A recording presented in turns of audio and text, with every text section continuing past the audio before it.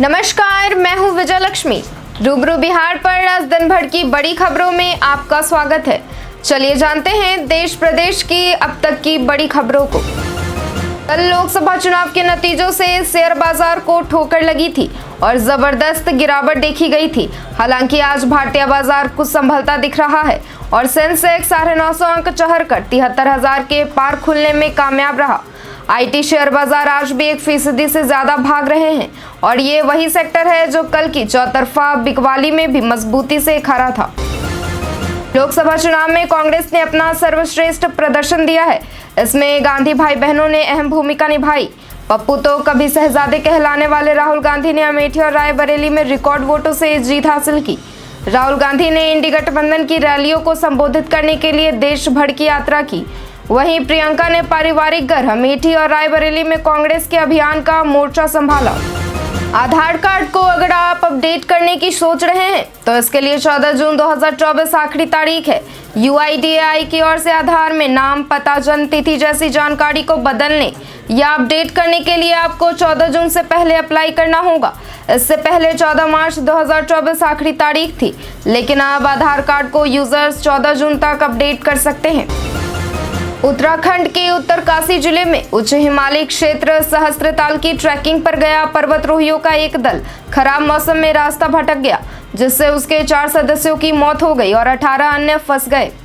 उत्तरकाशी के जिलाधिकारी डॉक्टर मेहरबान सिंह बिस्ट ने बताया कि पर्वतारोहियों को बाहर निकालने के लिए जमीनी और हवाई बचाव अभियान शुरू कर दिया गया है। देश की हाई प्रोफाइल सीट में सुमार अमेठी लोकसभा 2019 में कांग्रेस के युवराज राहुल गांधी को चुनाव हराने वाली केंद्रीय मंत्री और बीजेपी प्रत्याशी स्मृति ईरानी 2024 के लोकसभा चुनाव में गांधी परिवार के एक करीबी के हाथों बुरी तरह से पराजय मिली है। कांग्रेस प्रत्याशी किशोरीलाल शर्मा ने स्मृति ईरानी को 1,67,196 वोटों से हरा दिया। ओडिशा के मुख्यमंत्री नवीन पटनायक ने राज्य के राज्यपाल रघुबर दास को बुधवार को अपना इस्तीफा सौंप दिया। ओडिशा की 147 सदस्यीय राज्य विधानसभा में भारतीय जनता पार्टी ने 78 सीटें जीती, जबकि बीजू जनता दल को सिर्फ 51 सीटों से ही संतोष करना पड़ा। वहीं राज्य की 21 लोकसभा सीटों में 19 पर भाजपा ने जीत दर्ज की है।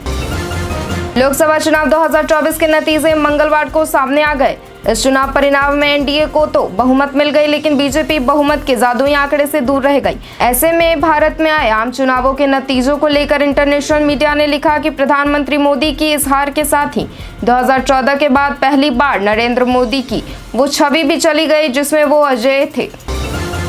बिग बॉस OTT 3 इस महीने शुरू हो जाएगा। इस बार शो के होस्ट बदल गए हैं तो मेकर्स के कंधों पर काफी जिम्मेदारियां हैं। अब अनिल कपूर ने सलमान खान को रिप्लेस कर दिया है, तो इसका असर TRP पर भी पड़ सकता है। ऐसे में मेकर्स ने शो में ग्लैमर भरने का इरादा कर लिया है। मीडिया रिपोर्ट्स की माने तो नुपुर सेनन और अनुषा दांडेकर को मेकर्स ने अप्रोच किया है। T20 वर्ल्ड कप 2024 में टीम इंडिया अपने अभियान का आगाज आयरलैंड के खिलाफ करने वाली है। मुकाबला न्यूयॉर्क के नसाउ इंटरनेशनल स्टेडियम में होगा, जहां टीम इंडिया एक बड़े बदलाव के साथ उतर सकती है। ऐसा माना जा रहा है कि टीम इंडिया के बैटिंग ऑर्डर में ऐसा फेरबदल होने वाला है जिसकी फैंस ने कल्पना भी नहीं की थी। ऐसी रिपोर्ट्स हैं कि रोहित शर्मा के साथ विराट कोहली ओपनिंग करने उतर सकते हैं। यूक्रेन के राष्ट्रपति वोलोदिमीर ज़ेलेंस्की ने बुधवार को प्रधानमंत्री नरेंद्र मोदी को लोकसभा चुनाव 2024 में लगातार तीसरी बार जीत हासिल करने के लिए हार्दिक शुभकामनाएं दी हैं। सोशल मीडिया पर एक पोस्ट में यूक्रेन के राष्ट्रपति ने लिखा है कि भारत के संसदीय चुनावों में लगातार तीसरी जीत के लिए प्रधानमंत्री नरेंद्र मोदी, बीजेपी और भाजपा नीत एनडीए को बधाई। लोकसभा के नतीजे आ गए हैं। भाजपा को 240 सीटें मिली हैं, जो बहुमत के आंकड़े से 32 सीट कम है। हालांकि एनडीए ने 292 सीटों के साथ बहुमत के आंकड़े को पार कर लिया है। पीएम मोदी 8 जून को तीसरी बार प्रधानमंत्री पद की शपथ ले सकते हैं। जदयू प्रवक्ता केसी त्यागी ने बताया कि 7 जून को संसद के सेंट्रल हॉल में एनडीए के सभी सांसदों की बैठक होगी। लोकसभा चुनाव में इंडी गठबंधन ने अपने नए तेवर के साथ प्रशंसनीय प्रदर्शन किया है। अपने इस प्रदर्शन में इंडिया गठबंधन उत्साहित नजर आ रहा है। तेजस्वी यादव ने कहा कि बीजेपी ने हमेशा ही नफरत की राजनीति की है, देश को बांटने का काम किया है। ऐसे सभी लोगों को देश की जनता ने करारा जवाब दिया है। जनता ने संविधान को बचाने के लिए यह मतदान किया है। लोकसभा चुनाव के नतीजे आने के बाद बिहार में जेडीयू बड़ा भाई बनकर उभरी है। बीजेपी के मुकाबले जेडीयू ने चुनाव में अच्छा प्रदर्शन किया है। ऐसे में उसकी महत्वाकांक्षाएं भी बढ़ती दिख रही हैं। रुझानों के सामने आने के बाद ही जेडीयू एमएलसी खालिद अनवर ने यह कहकर सभी को चौंका दिया था कि नीतीश कुमार से बेहतर पीएम कोई नहीं हो सकता। Business reality show shark tank India के पहले सीजन के जज और भारत पे की को-फाउंडर असनीर ग्रोवर मंगलवार को सोशल मीडिया प्लेटफॉर्म एक्स पर लोकसभा चुनावों के रिजल्ट पर बात करते हुए भारत की जनता को समझदार कहा। उन्होंने लिखा कि आज के रिजल्ट ने एक बात को स्थापित किया है कि भारत में आज भी संसदीय लोकतंत्र है। 8वीं लोकसभा चुनाव के नतीजे घोषित हो चुके हैं, लेकिन 2 सीटों ने खास करके देश भर को चौंका दिया है। पंजाब की खडूर साहिब सीट से एनएसए के तहत जेल में बंद अमृतपाल ने जीत दर्ज की है। वहीं कश्मीर के बारामूला से टेरर फंडिंग के आरोप में जेल में बंद अब्दुल राशिद शेख ने जीत दर्ज की है। डिज्नी स्टार वायाकॉम 18, जी एंटरटेनमेंट और सोनी पिक्चर्स नेटवर्क्स ने अपने रेट में इजाफा कर दिया है। इसका सीधा असर आपकी जेब पर पड़ने वाला है। रेट में बढ़ोतरी करने के लिए TRAI ने लोकसभा चुनाव तक का इंतजार करने को कहा था। अब लोकसभा चुनाव संपन्न होने के साथ ही कभी भी टीवी चैनलों के रेट बढ़ सकते हैं। भारत के प्रधान न्यायाधीश DY चंद्रचूड़ ने कहा कि चुनाव भारत के संवैधानिक लोकतंत्र का मूल आधार है। वहीं न्यायाधीश व्यवस्था की रक्षा करने वाले संवैधानिक मूल्यों को सतत बनाए रखने की भावना को प्रदर्शित करते हैं। CJI चंद्रचूड़ मंगलवार को प्रतिष्ठित ऑक्सफोर्ड विश्वविद्यालय में समाज में निर्णायकों की मानवीय भूमिका के विषय पर अपनी बात रख रहे थे। भोजपुरी सिनेमा जगत के सुपरस्टार पवन सिंह को चुनाव में हार का सामना करना पड़ा। पवन सिंह ने 2024 के चुनाव में पहली बार अपनी किस्मत आजमाई, जिसमें उनकी पत्नी ने भी उन्हें सपोर्ट किया। मंगलवार के आए नतीजों के बाद पवन सिंह की पत्नी ने फोटो शेयर करते हुए कहा कि हम हारे जरूर हैं, लेकिन अभी भी इच्छा शक्ति, अदम्य साहस और हौसला बुलंद है, वह कभी नहीं टूटेगा। बिहार सरकार के पूर्व मंत्री और वीआईपी सुप्रीमो मुकेश सहनी ने लोकसभा चुनाव के नतीजे आने के बाद बीजेपी और पीएम मोदी पर हमला बोला है। मंगलवार को रिजल्ट आने के बाद मुकेश सहनी ने कहा कि देश में मोदी मैजिक नहीं चला, बीजेपी के 400 पार के दावे की हवा निकल गई।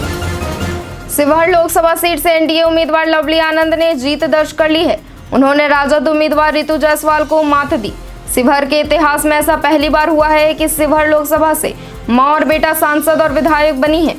शिवहर से अब लवली आनंद सांसद हो गई हैं, वहीं उनके पुत्र चेतन आनंद विधायक हैं। पश्चिम बंगाल में लोकसभा चुनाव के नतीजे काफी चौंकाने वाले रहे। सीएम ममता बनर्जी की अगुवाई में टीएमसी ने भाजपा को चारों खाने चित कर दिया है। संदेश खाली का मुद्दा भी भाजपा के काम नहीं आया। प्रदेश की सभी हॉट सीटों पर टीएमसी ने जीत दर्ज कर ली है। हाजीपुर से लोकसभा चुनाव जीतने वाले चिराग पासवान ने कहा है कि उनकी पार्टी पीएम मोदी से किसी तरह की बार्गेनिंग नहीं करेगी। चिराग पासवान ने यह बात पत्रकारों से बात करते हुए कही। उन्होंने कहा कि हम बिना किसी शर्त के प्रधानमंत्री को अपना समर्थन देंगे। चिराग पासवान ने कहा कि जनता ने एनडीए गठबंधन को स्पष्ट जनादेश दिया है।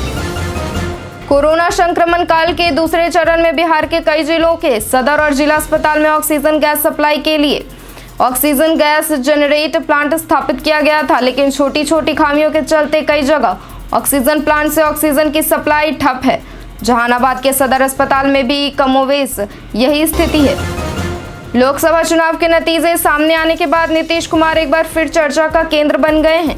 नीतीश कुमार का एक पोस्टर वायरल हो रहा है, जिसमें लिखा है कि नीतीश सबके हैं। इस पोस्टर के माध्यम से यही संदेश देने की कोशिश की जा रही है कि लोकसभा चुनाव में बिहार में 13 सीटें जीतने वाली नीतीश कुमार की पार्टी का महत्व गठबंधन में बढ़ गया है। मंदिर निर्माण की सफलता पर सवार होकर चुनावी वैतरणी पार करने के अति आत्मविश्वास से भरी भाजपा को लोकसभा चुनाव में अपने सबसे मजबूत किले यानी उत्तर प्रदेश में ही अप्रत्याशित चुनाव नतीजों का सामना करना पड़ा। उत्तर प्रदेश में भाजपा मात्र 33 सीटें ही जीत सकी। भारत फुटबॉल टीम के कप्तान सुनील छेत्री गुरुवार को आखिरी बार भारतीय टीम की अगुवाई करने मैदान में उतरेंगे। भारत का सामना फीफा विश्व कप क्वालिफाइंग मैच में कुवैत से होगा। टीम के खिलाड़ियों की कोशिश होगी कि वह अपने कप्तान को जीत के साथ विदाई दे सके।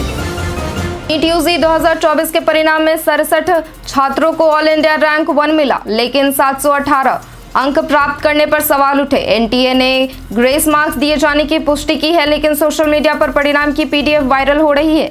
इसमें गड़बड़ी के आरोप लगाए जा रहे हैं। ड्रीम गर्ल हेमा मालिनी ने लोकसभा चुनाव में उत्तर प्रदेश की मथुरा सीट से जीत की हैट्रिक लगाई है।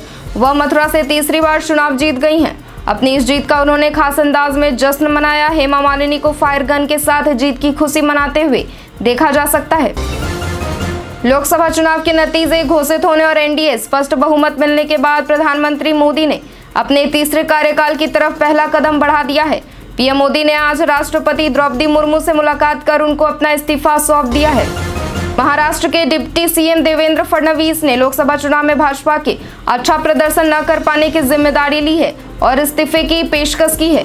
उन्होंने आज मीडिया से बात करते हुए कहा कि मैं नेतृत्व से मांग करूंगा कि मुझे सरकार के कामकाज से मुक्त कर दिया जाए।